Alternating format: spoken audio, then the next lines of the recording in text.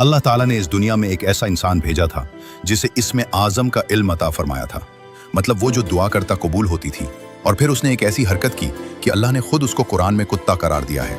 ये उस वक्त की बात है जब हज़रत मूसा अलैहिस्सलाम के ज़माने में बनी इसराइल में एक बहुत बड़ा आलिम और आबिद था जिसका नाम बलअम बाउरा था। वो दिन रात इबादत करता और लोगों को दीन सिखाता था। जब हज़रत मूसा अलैहिस्सलाम अपनी कौम के साथ मिस्र से निकलकर फ़लस्तीन की तरफ आए तो रास्ते में एक इलाके बल्का से गुजरे।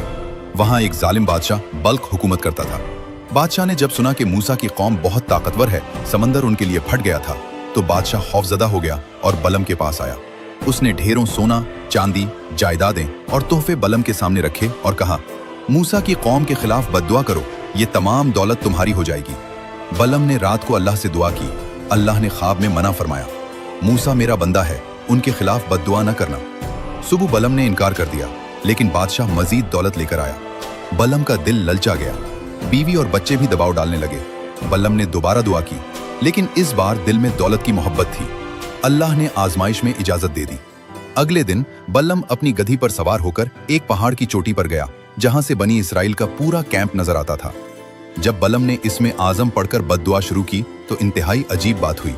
उसकी जबान से बद्दुआ की बजाय उल्टा दुआ निकलने लगी और उसकी जबान खुद ब खुद पुकार उठी, ए अल्लाह, मूसा और उनकी कौम को कामयाबी अता फरमा, उन पर अपनी रहमत नाजिल फरमा, उनको फतह दे। उसने दोबारा कोशिश की, फिर तीसरी बार, मगर हर बार उसकी जबान से मूसा अलैहिस्सलाम के हक में दुआएं निकलती रहीं। अल्लाह ने उसकी जबान को पलट दिया था। और फिर बलम ने शैतानी तदबीर सोची। उसने बादशाह से कहा, खूबसूरत औरतों को बनी इसराइल के पास भेजो, जब वो गुनाहों में मुब्तला होंगे तो उन पर अल्लाह का अजाब आएगा। और यह मंसूबा कामयाब हुआ। कुछ लोग फितने में फंस गए, ताउन की बीमारी फैल गई और 24,000 लोग हलाक हो गए।